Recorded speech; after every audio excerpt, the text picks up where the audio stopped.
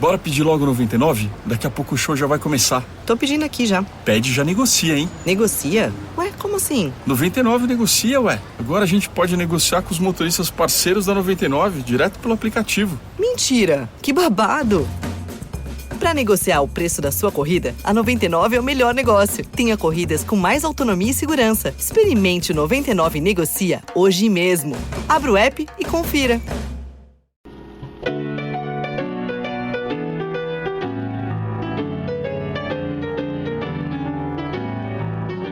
Hello, ladies and gentlemen, and welcome to another episode of Before My Time. This week, you're joined by our producer and friend Matt Kelly and myself, Gelsey Laurie, to talk about the 80th anniversary of Casablanca.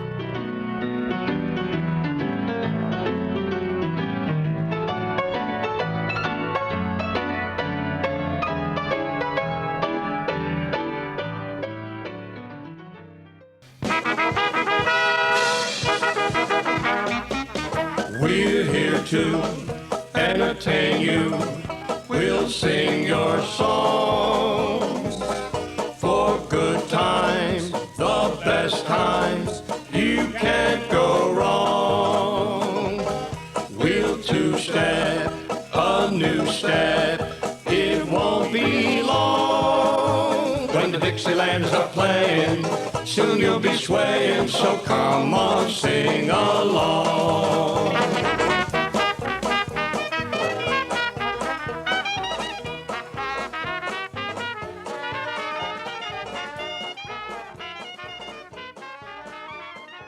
So, Gelsey, I don't even remember if there's an anniversary coming up with Casablanca or if we just really wanted to talk about this. You had sent me this one. There is an anniversary, because November 26th, Casablanca premiered in 1942. Ooh, okay, so do the math. What's this, 80 years? Yeah, because I have this magazine here that says 75 years later, and I want to say a friend gave it to me 5 years ago. My quick math on that was that we're in 20 and you 80. said 40. It's the 80th. Yeah, no. This is not a math podcast, as listeners have very quickly figured out a minute into this discussion. Numbers, they're hard. My brain just went blank. I was like, well, 42 and we're in 22, so it must be some even sounding number.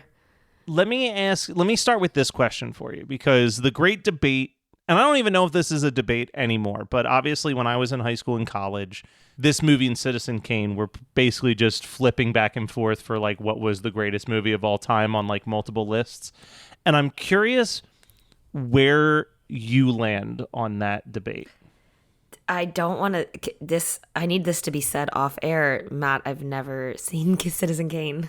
Oh, well, we'll get to an episode of it one of these days. We will. I'll then. watch That's it. fine. And I know it's one of those ones that's like a classic that I just haven't gotten to. So I'll pick Casablanca because... Yeah, well, Casablanca's my vote on it too, to be honest. I think that from an importance level, it goes to Citizen Kane, because Citizen Kane... and obviously we'll eventually do an episode on this and we'll dive deeper into it. But Citizen Kane is one of those movies that you watch all of the films that came before it, and then you watch that and what it did for like camera angles and like the way that they make movies. It is the most important. It's what the Beatles are to music. You know what I mean? You listen to the music that existed before the Beatles and then realize like, oh, the experimentation that they did that created how like modern music is performed and recorded is like a direct line into the Beatles in importance. But I actually think Casablanca is the more enjoyable watch. Casablanca just, for me, so good. Well, it's a perfect romance story. Like it hits all of the beats that make any person who's even slightly open to the idea of love just absolutely swoon for the story that you're involved in. It hits the comedic beats 100% of the time when it's swinging for it. It hits great dramatic moments throughout the entire thing. It has amazing music in it. So and it's just such a large scale sweeping thing. And then you find out that essentially they were like writing it as they were filming it. Like it was. They were. Yeah, it's crazy. And that's, I mean, Ingrid Bergman, who will go back, she plays Elsa, not Let It Go, Elsa. she said that no one knew where the picture was going. We were shooting off the cuff. Every day they were handing out dialogue and we were trying to make sense of it. As they were shooting it, they like didn't know how the film was going to end. And so because of that also, they shot the film in chronological order, which is very, if not rare, ever done. You like, because normally it would be, say, Rick's Cafe, they would take they make a schedule of every single scene in Rick's Cafe and you shoot that all back to back. And then the hotel, whatever their location sets are. It's definitely never done in mainstream Hollywood filmmaking, for sure. That's like it's you'll just find not like how you do small it. indie films. One of the books that I have, Lloyd Kaufman, who maybe one day we'll do an episode on Lloyd. Lloyd Kaufman, who runs Troma Pictures, which is the world's oldest independent film studio. They've been around since the late 70s and still going. But he put out a book called Make Your Own Damn Movie, and in that book, his suggestion is to shoot chronologically, but his reasoning, which is insane, is this way, if an actor's holding up the set, you like holding up your filming, you can always kill his character off and just keep moving without having to like reshoot a bunch of footage.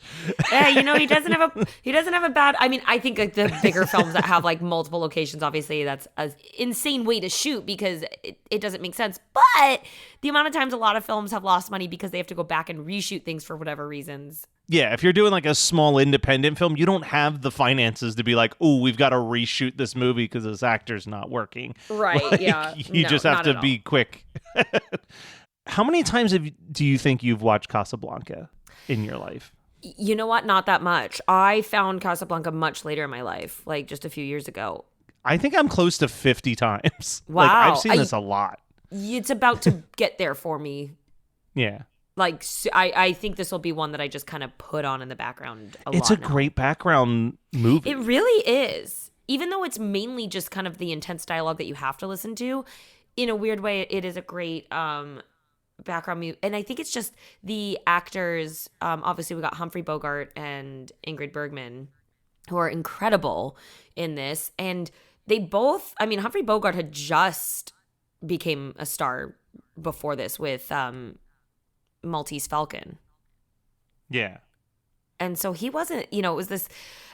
Anyways, between their dialogue and their speaking voices and then the music, like you were talking about, it just makes for the perfect film. And speaking of music, well, I'll just go straight to it because what a great interlude. The song As Time Goes By, which obviously kind of, I think this made it popular and it makes the film, it kind of gets written in that. It was originally written by Herman Hupfield in 1931 for the Broadway musical Everybody's Welcome. And this song was included in the original play. Casablanca was a play first called Everybody Goes to Rick's. And the film composer, Max Steiner, he wanted to change the song. So they had already filmed the movie and he was like, I want to change that. And he wanted to write an original and slot that in because he wanted the chance for potential royalties and a potential Oscar win, which Max, calm down. Like, yeah. chill Joe your will get tits. plenty of Oscars for this damn movie. And he did. Didn't need I an think original he's a song. 24. He's won 24 Oscars in his life, and it's fine. But then the producer actually agreed, and he started writing a new song. But since they were already done shooting it, all the scenes with Time Goes By had been shot with Ingrid, and she had already moved on to the next picture, and she cut her hair for the next film she was filming. So they couldn't bring her back and reshoot with the new song. So they were like, we're stuck with it. So instead, Steiner geniusly wrote in the melody into the score that he did and kind of just intertwined it. But he told his wife that he thinks it's the lousiest tune, which I he's an disagree idiot with you, then. Mr. Steiner. It is thoroughly a disagree. gorgeous song. Oh my It's God, beautiful. it's so pretty. And yeah, you get those, especially when you have those moments where you have like, I mean, I'm a man who loves a sweeping score for sure. Oh, yeah. So like when you're just sitting there and you do just hear that melody line in the score, you're just like, God, it's so fucking pretty. Like It is, and I love when composers do that. I love when there is a mainstream song or older song or whatever, one that the composer did not do, but then they take that and write it into the score and kind of little. I think that's a beautiful. What do you want to call it? Whatever, marriage. My words are gone, but it's awesome. There we go. This is also a movie where, it's a cliche to say this at this point, but I think it is true nonetheless. Like, this is a prime example of a movie where like the music is a character. Like the music is, and I'm not just talking about the score. I'm not talking about as time goes by. Like music plays a pivotal, like a litmus test of so many scenes. You know what I mean? Like I think of the scene where literally it's like the Nazis and the people against the Nazis singing songs towards each other in the bar. Yeah, like, well, that there was are a these really powerful musical moments. Yeah, that's one of the most iconic scenes in the film. And the German officers, I'm going to butcher this because I don't read German, surprise. Yeah. But they begin to sing. Take that off your resume. I know, I've been lying along with all my other things in life. Just fake it till you make it. Actually, I can say one thing in German, and it's Eins Glühwein mit Amaretto, danke. And then they say bitte, and I go choose. And that's basically me ordering one mulled wine with a shot of amaretto in it, and then saying thank you, and then they say you're welcome, and we say bye. I think that's the cutest German has ever sounded to my ears. I love Normally, German is such an aggressive language in my mind. That's what I thought too. And then I spent 5 months in Germany with a show, and I was like, I love German. It's if you have the right people. I love German so much. I only want to learn how to order drinks with it. It was the only thing I needed to know while I was there. It was during the holiday season where the Christmas markets, and they have Glühwein, which is mulled wine, and you get that and walk around because it's cold out, so you have your hot wine, and then it's awesome to add a shot of amaretto. Anyone that's going to Germany or Amsterdam also has the Christmas markets. I highly recommend it. So just order Eins Glühwein mit Amaretto, danke, and there you go. You're welcome. So anyways, they begin to sing the song Die Wacht am Rhein. I'm so sorry if I'm butchering it, but so they sing that, and then Victor Laszlo, who is Elsa's husband. We kind of didn't do a plot thing, but whatever. Just I'm expecting that all the listeners have seen Casablanca. If not, go watch it right now and then come back to this. But Victor Laszlo is on the run from the Nazis. They're after him, and he's kind of a forefront resistance fighter, if you will. So he leads the bar in La Marseillaise, which is the rendition of the French national anthem, to kind of counter the Germans. He gets the nod from Rick that, yeah, it's okay. The band leader gets the nod, so the band joins in, and then the whole bar joins in and overpowers the German singing. And it is this, beautiful moment of the people together overpowering, and no matter, people are getting killed, obviously, left and right, and it's just that staying true to what they believe in, their country, and it's beautiful. And then another, back to Max Steiner, composed also kind of fractured in that tune into the score as well, that the La Marseillaise, I think that's how you say that as well. I don't speak French either. The original song they wanted for the Germans though was again Horst Wessel Lied, but that was under international copyrights in non-allied countries, because remember, this film came out in 1942. We were in the midst of World War II when Casablanca was filmed, written, and released, which is very easy to forget about, right? Because you just think it's an old movie, so no, this is very relevant. Well, and speaking of this scene, so I just want to backtrack a little bit. So this was a play, I think I said goes to Rick. The play was called Everybody Comes to Rick's. I just want to make sure I said that right. And it was written by Murray Burnett and Joan Allison, and it was an unproduced stage play, so it never hit the stage. But Warner Brothers story editor Irene Diamond convinced producer Hal B. Wallace to purchase the playwrights and made it in. So they wrote this scene in, this was in the play, and playwright Murray Burnett said that when he sat at his typewriter and wrote this scene, he said, and the tears rolled down my face. And when it was filmed, many of the extras in this scene who were European refugees cried as well. Dan Seymour, who played the doorman in the scene, said it hit home. Everyone was crying. So, this was a really emotional scene for a lot of people, because it literally was going on. And a lot of these people were European refugees and had families still in Europe. And so it was just this overwhelming scene to shoot. And it's beautiful. And I love Yvonne, played by Madeleine Lebeau. She's the French actress who appears as Rick's soon-to-be discarded girlfriend. And that close-up of her singing, when they're all singing, they get really, and she was only 19 when they filmed this, which I think was crazy. She's also stunning, by the way. The minute she walks on film, I'm just like, oh, who's this woman? She also was the last surviving member of the cast at age 93. She passed away in 2016. She was the last man standing. I will beat you, Madeline, 10 years of that, 93 years old. But just, I gotta keep putting it out there. But I love the close-up of her singing that when they do that. And it's such an amazing scene and such an iconic scene. Going back though to kind of the writing of it, and so we know it was bought, it was a play, and the writing of the script, the reason I think that it wasn't finished when they shot it and they were kind of doing it as they went along is there were more than one writers writing the screenplay, and it was kind of handed off. Brothers Julius and Philip G. Epstein were initially assigned to write the script. However, despite studio resistance, they left to work on Frank Capra's Why We Fight series early in 1942. Then Howard Koch was assigned to the screenplay until Epstein's returned a month later. So multiple people were writing it, and it was kind of ping-ponged back and forth due to that. And so that kind of is a reason why it wasn't finished, and they were like, how is this? The fact that that's how this movie was getting made, and like not only does it have, I would say, at least 5 iconic scenes, it's got so many iconic quotes. Well, that's like, I was telling my sister today, who she was like, I literally don't give a shit, because she thinks I'm so weird, but she's never seen Casablanca.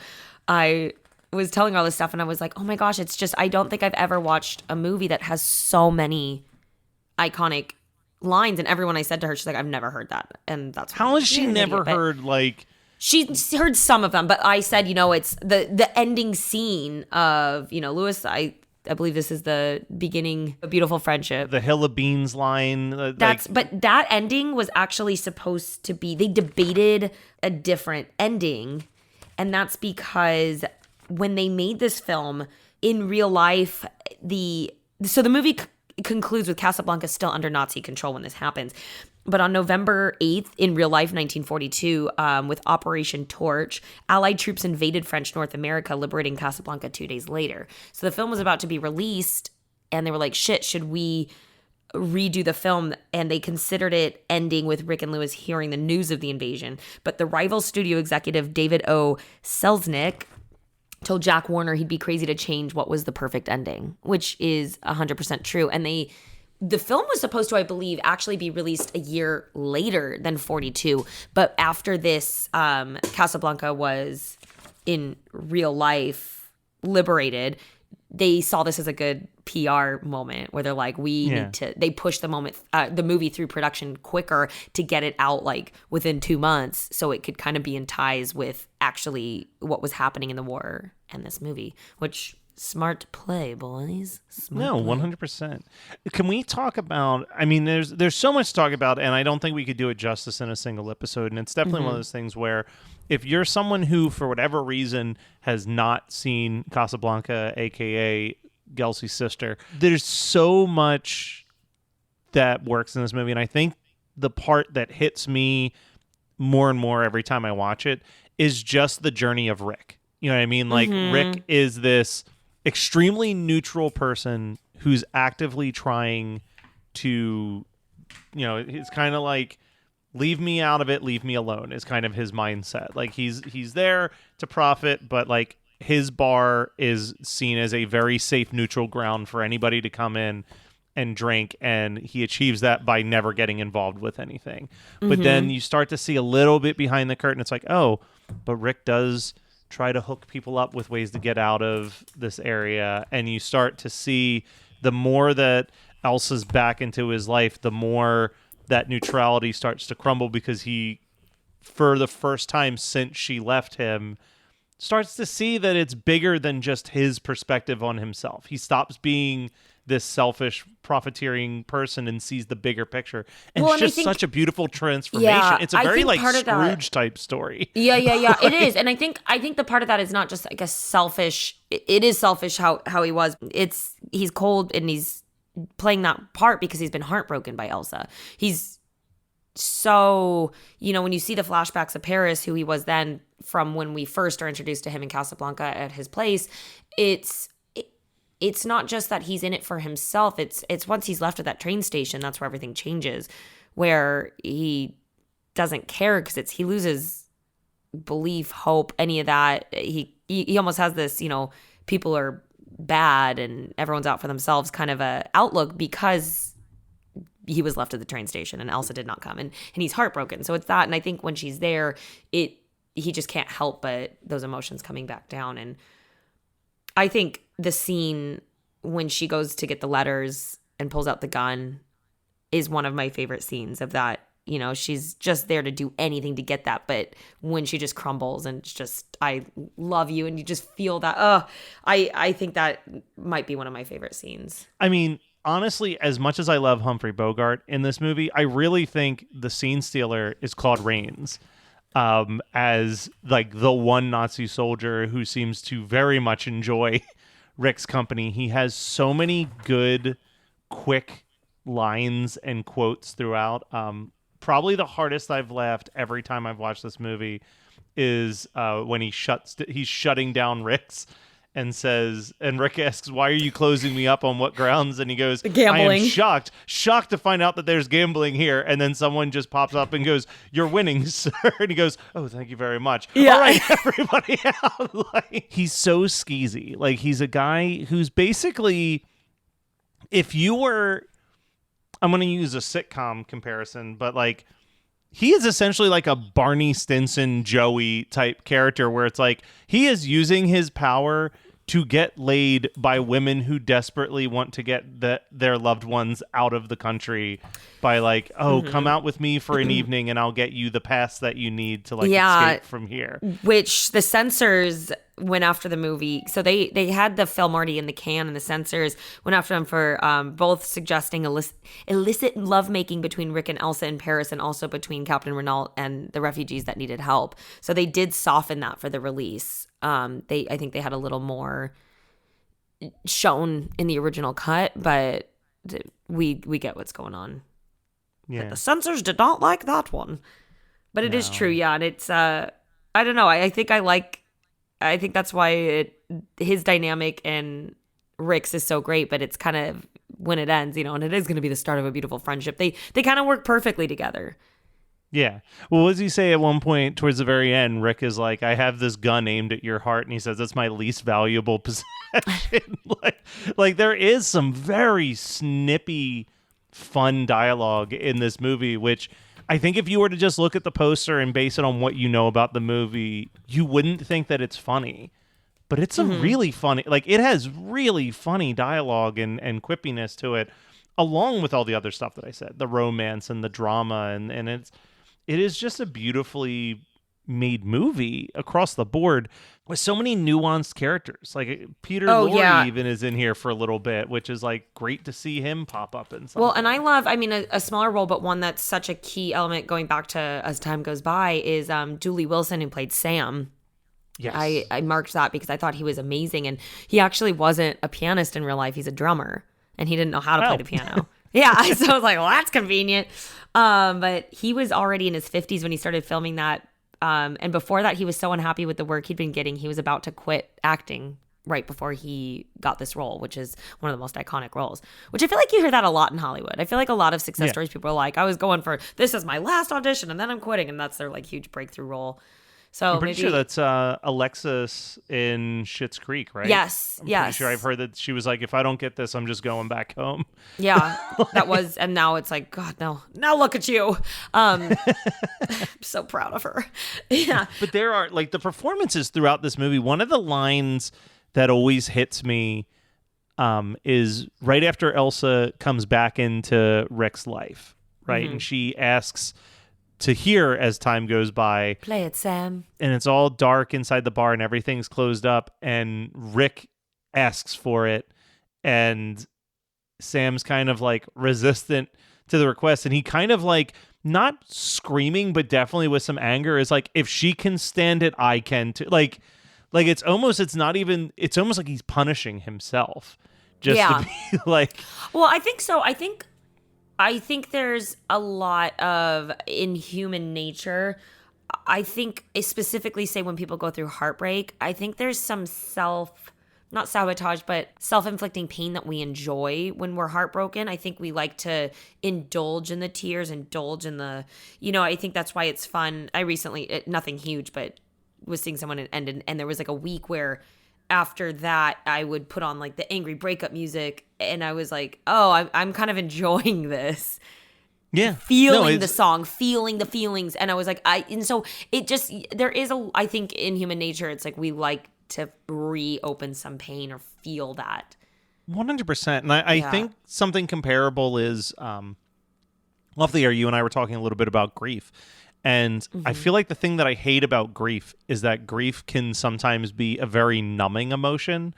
And I would take anger or sadness over numbness 1,000 times. You know what I mean? Like, because there is, like you said, there is something where it's like, hey, this sucks, but I get it. You know what I mean? Like I'm feeling something. I'm feeling some motivation. Like, it feels good to cry sometimes. It feels good to be angry sometimes. 1,000%. You know what I mean? And I have a theory that I think anger is easier to feel than sadness, or it's easier to tap into that, and it feels sometimes better. And so I think angry people are actually just deep down sad and hurt. That's most of the time. It's like, what happened when you were 5 years old, whether it be like a childhood hurt, sadness, scared, that then is masked as anger, or heartbroken. It's easier to, instead of just sit and go, this sucks and I'm hurting, it's easier to go, fuck him, blah, blah, blah, I'm better without him, he's that, and like go into like that kind of a mentality. I think if you're sad, you're not necessarily angry, but I think if you're angry, you deep down are actually hurt and sad.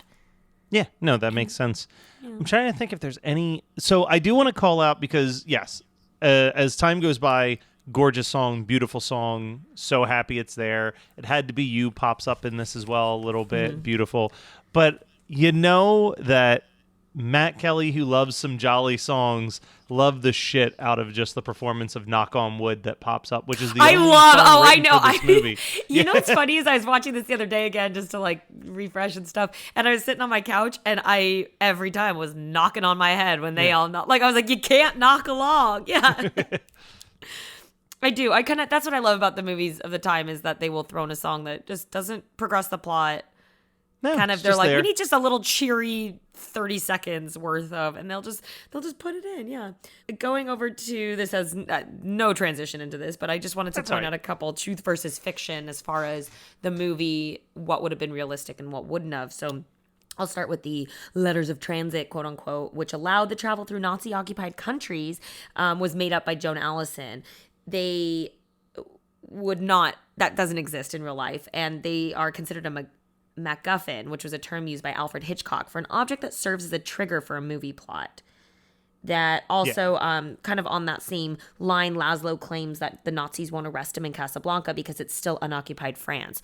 I wrote, nope, that wouldn't happen. That doesn't mean anything. I don't think it's true. He wouldn't have been necessarily safe there. Then also the fact that Casablanca is an exit point was not realistic and not likely. The more popular exit points would have been Vienna, Prague, Paris, and London.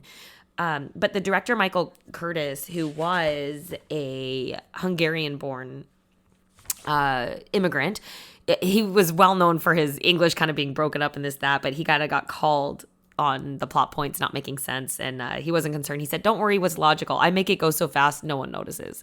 So that's a little bit of his English kind of, I make it go faster. But I kind of like, I read that and I was like, yeah, it's true. He made it go fast and I didn't really bother the plot holes. He did make it go fast. I didn't notice the plot holes. But also, so one other thing, and this is the last thing I can think of that I want to call out, but like, I think that Casablanca specifically does such a great job, especially for the time period, because I don't think that this is something you can say about a lot of films from the 30s and 40s.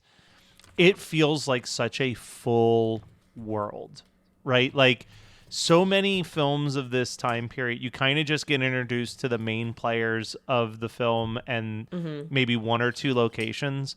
But like you get introduced to so many different characters throughout the runtime of this movie, and even if they're only in the movie for a 5-minute scene or a 10-minute scene, they don't feel like they're just like an exposition machine. Like when you're looking at that character, Peter Lorre is a perfect example. Like his character shows up and brings so much to the table, but like without them having to establish how much history is between him and Rick, you just know that there is. Like you, through their interactions, like this isn't the first time these two people have spoken, and they are going to talk more and more and more up until when one of them is no longer available for conversations anymore. And I think that that's really cool because, you know, even like something that we love, like Some Like It Hot, right? Like I love Some Like It Hot, but a lot of the girls in that movie that aren't Marilyn Monroe, Jack Lemmon, or Walter Matthau literally just feel like set dressing. Like they're just kind of there to fill in the space. But I feel like every character that you meet in Casablanca has an impact. Whether they serve a point to the plot or not, you can tell that they have an impact on the world that the movie takes place. 100%. I completely agree. And I think that's why it makes it so what it is that just everything has weight, everything has impact, everything adds to the emotional ride and feel of it instead of, like you said, just set dressing. Something interesting about Bogart on this, though, he wasn't very comfortable filming this. In general, he wasn't good. He's not comfortable with romantic scenes. He doesn't like shooting them. Which ironically he's then the detective normally, like he's the hard-boiled detective. Yeah, and he doesn't. And so he even said, there's a quote. He's talking about some past work, how he knows how to do that, but on that he says, "But this leaves me a little baffled. I'm not up on this love stuff and don't know just what to do." And his friend gave him advice, Mel Baker, and he told him, "This is the first time you've ever played the romantic lead. You stand still and always make her come to you. The director probably won't notice it, and if she complains, you can tell her it's tactic in the script. You've got something she wants, so she has to come to you." And that became advice that he took to heart and played that kind of romance of that power in the rest of his career is how he played a lot of that romance, and it works for him. It's just the whole Bogart thing worked. And it's interesting.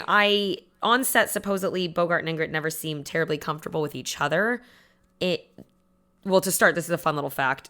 He had to wear lifts in his shoes. Actually, there's a picture of his shoes taped on to big wooden platform blocks that he wore with scenes with her because she was 2 inches taller than him, because she's a tall Swedish woman. Beautiful. Which, side note, do you know who the hell her daughter is? I just found this out and I was like, how did I not know this? No, who? Isabella Rossellini. Oh my God, I think I did know that. Yeah, that's amazing. I was like, oh my gosh. And then as I was doing that and I was watching clips of Ingrid Bergman in other movies and I was watching this like small thing on her. I was like, oh my gosh, I can see it. You can hear it. You can. Anyways, side note. If no one knows who Isabella Rossellini is, famous model actress, but she was in Death Becomes Her as the woman that has the potion. So Bogart's wife at the time, because he'd been married quite a few times, Lauren Bacall was his last wife, and that was supposedly the love of his life, even though she was 25 years younger. But his wife at the time, Mayo Methot, was infamous for her jealousy and insecurity and her heavy drinking problem. And by this point, they had been married for almost 4 years. But she was so convinced that Bogart was having an affair with Ingrid Bergman that she started showing up on the set daily, which just added to like the kind of craziness. This woman sounds crazy. I'm glad you divorced her, Bogey. But it was said, that Ingrid and Bogart didn't seem too comfortable together, and that, there was no cozy rehearsals or tight clinches that the pair kept. But Humphrey Bogart's publicist, Bob Williams, was quoted saying, "I think Bogart was in love with Ingrid. I have a feeling he was kind of smitten with her."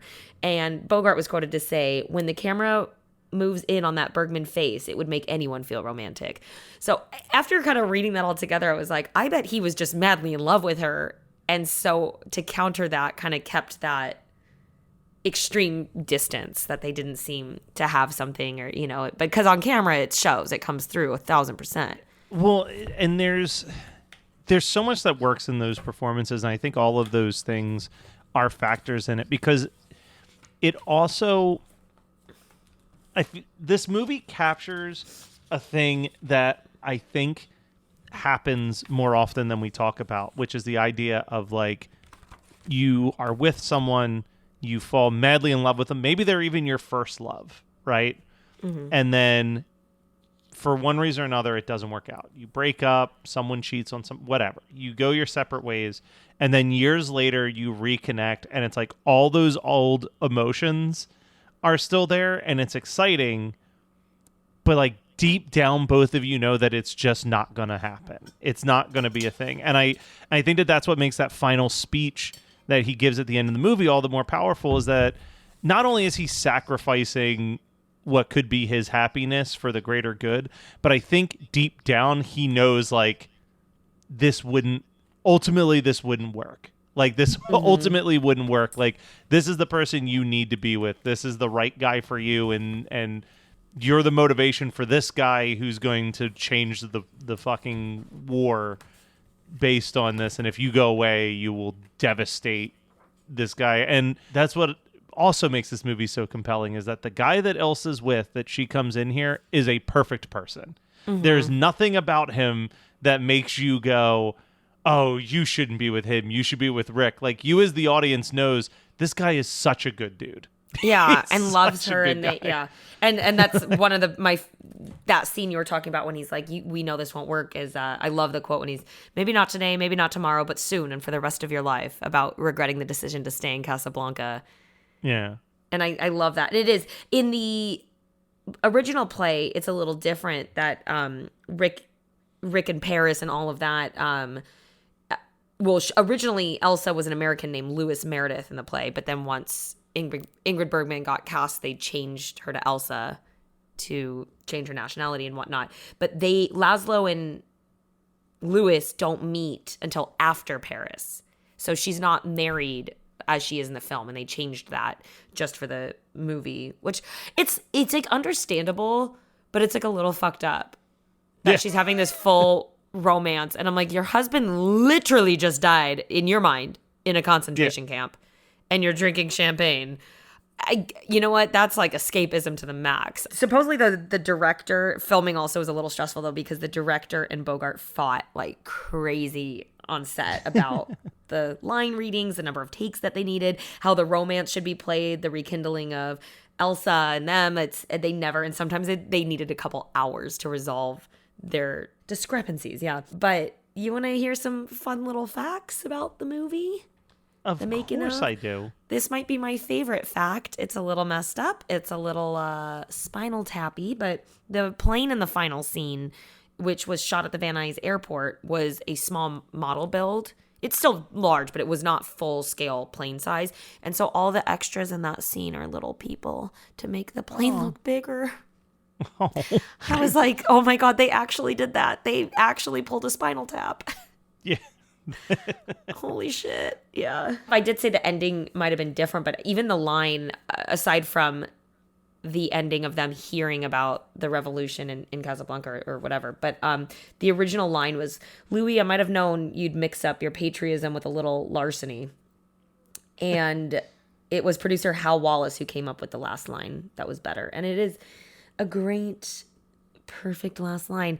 So there was a scene being shot, again, when I said several of the extras and actors in the cast were from Europe. It was actually much more of a heavily European cast than American. Bogart was one of the only Americans on it.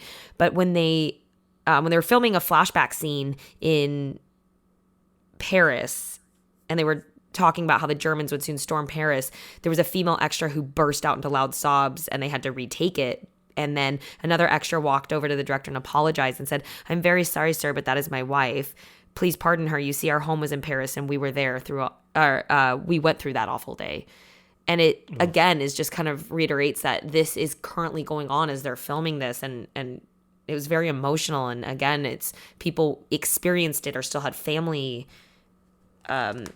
over in Europe. And gosh, it just even puts in more of that weight. Another line that was going to be different, which was now one of the most famous lines, here's looking at you, kid, was supposed to be, here's good luck to you, in the Parisian scenes. But the phrase was changed when Eddie Cantor in 1932 used it when he signed his name in cement at the Grauman's Chinese Theater. And he wrote, here's looking at you, Sid, in reference to the theater's owner, Sid Grauman. And so that was kind of used as, here's looking at you, kid. Which I think that is the most endearing line. I have this thing. It's funny. I was just talking to my sister about this today. And side note, like on a personal level, we were talking about dating and this, that. And I said, I always tend to, I don't know why my listeners need to know this, TMI, but I tend to go for older and this dynamic of this person knows more, this person is more, well, whatever it is. And it's that comforting for me. And so when I've had in the past people call me kind of kid before, and I go crazy for it. I don't know. I love it. I don't know what childhood I've got to sit and lay down on a couch for this one. Don't have daddy issues. I don't know. And so it's in this film specifically, that line to me is so swoon worthy. No, I agree with charming. that. I do find another TMI, but no, I have like lovingly referred to people as kid who are definitely well into their 20s and 30s, but sometimes they're the same age as me. I don't know. I think it's a nice little just term of endearment, whether it's romantic or just friendly. I just I don't know. I like calling someone kid. Yeah, I think I just think it's like it gets me every time.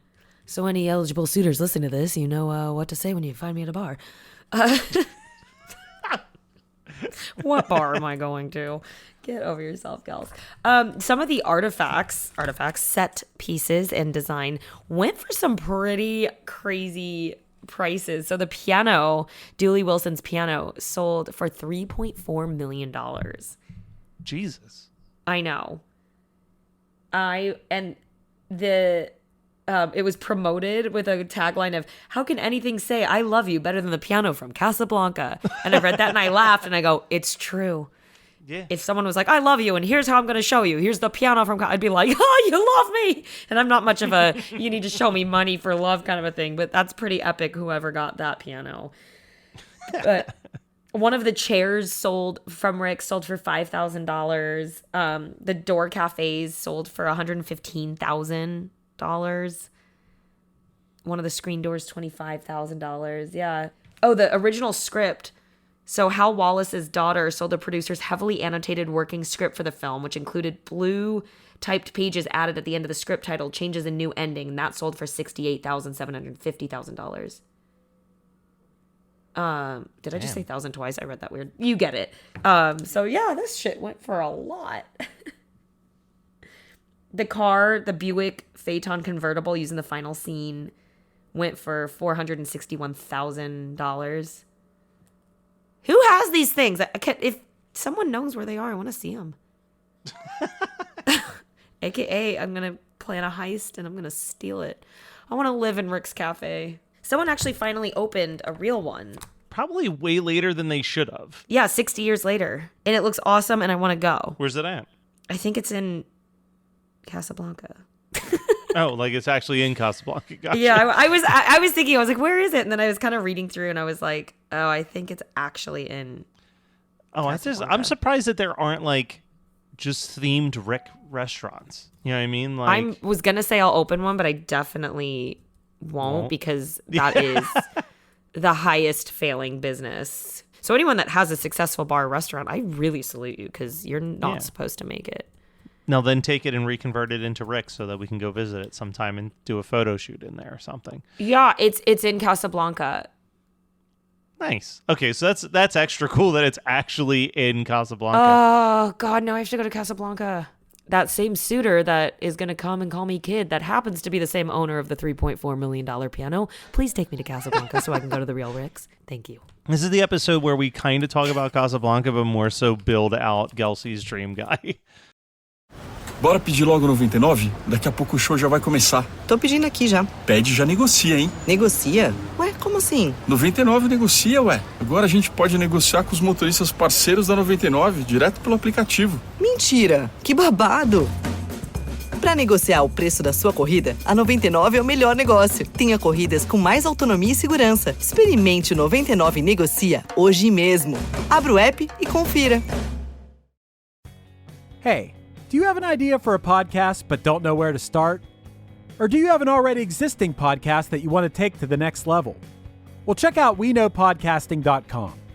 From concept development to theme music to editing to logos, WeKnowPodcasting.com is a one-stop shop for all things pod. Don't hesitate to hit us up. We're very nice. Gelsey, I was thinking about what the perfect outro conversation would be for this one, and I think I've got it. Okay. Do you have a favorite Casablanca parody moment from a movie or TV show. I thought you were going to ask if I have a favorite outfit that Ingrid Bergman wore, and it's yes. It's the outfit Well, that if she you want to wears answer that question, that's fine with too. the striped top and the white V over it and the big white hat. I had to pause the movie this last time just to really take it in. So that's my favorite outfit she wears. Do I have a favorite parody? Look. I mean, that is a beautiful outfit. For the listener, she is straight up showing me a magazine picture of the outfit. I really love that outfit. I'm like, maybe the Muppets. Oh, we got the Muppets in. Yeah, the well, Muppets, wait, 1981. Miss Piggy and Kermit the Frog reenact the final scene of the classic film in The Muppets Go to the Movies, a 1-hour TV special. Or Carrot Blanca. The 1995 Looney Tunes short. Does that say Gilmore Girls underneath? Yeah. Sure enough, it does. She's holding up the magazine again, folks. It shows all of the references in pop culture of Casablanca. The one that jumps to my mind, which is so stupid, is Naked Gun 22 and a half. Whatever the second Naked Gun's official movie title is. I know it's called The Smell of Fear.